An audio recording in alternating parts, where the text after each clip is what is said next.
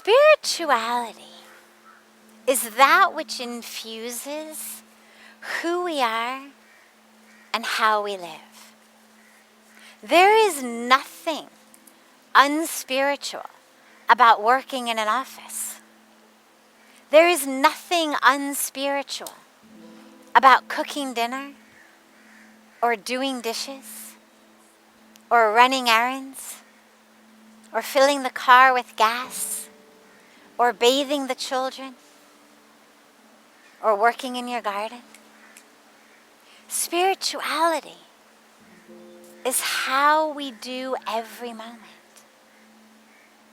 This is where there's beautiful practices of eating meditation, walking meditation.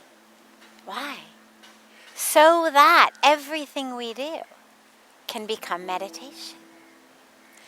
The deep, deep spiritual traditions, the sutras given to us in Hinduism, are threads. A sutra is a thread.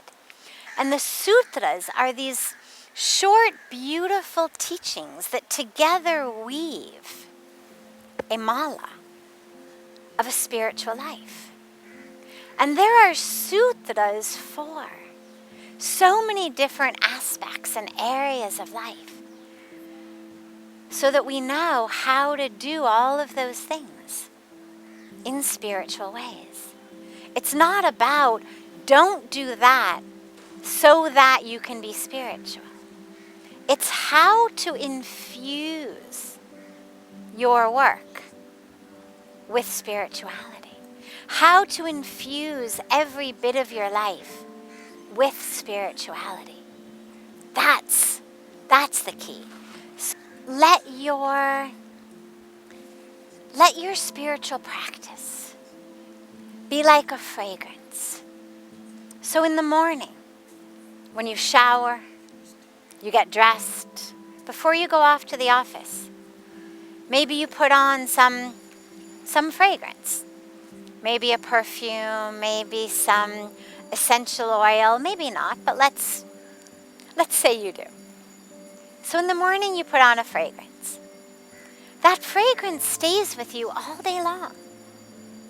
You don't have to take your bottle of perfume and tape it to your chest. You spritz it in the morning, or you put some on in the morning, and it stays. And that fragrance fills you.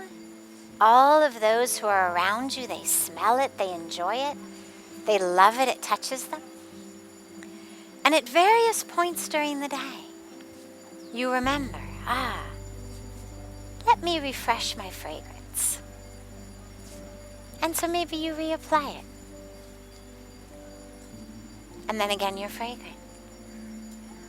And then at some other point during the day, maybe you realize, my fragrance seems to have dissipated, and you reapply it. Spirituality, your spiritual practice, think about it like that. Think about it as something that in your morning, you have a practice that is like spritzing a fragrance on you. But instead of just being on your skin and your clothes, it goes inside. It's in your heart, it's in your mind, it's in your thoughts. It's in your consciousness. It's in the how and the who, along with the what that you're doing. It pervades all of you. And then, at various points in the day, take a moment and refresh it. So maybe just before a meal, get a lunch break. Take a minute or two. I know lunch breaks aren't very long, so just take a moment or two. Close your eyes. Reconnect. Become aware of the breath. Chant your mantra. Give thanks to God. Reconnect spiritually. It's like a fragrance spritz. And keep doing that as much as you can during the day, so that whatever you're doing, that spiritual fragrance stays with you.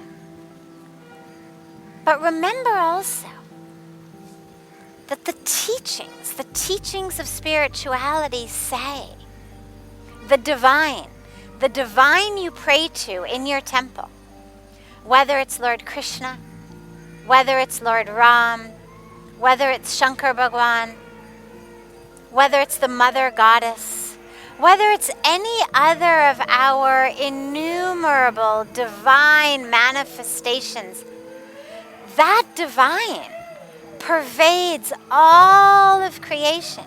And so whether it's your boss or your employees or your colleagues or the person who's selling you a sandwich at lunch or from whom you're buying a coffee at the coffee shop, whoever it may be, that same divine pervades them as well. So can you see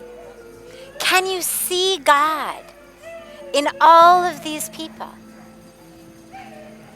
Can you chant God's name? Can you allow that mantra that you chant in your japa?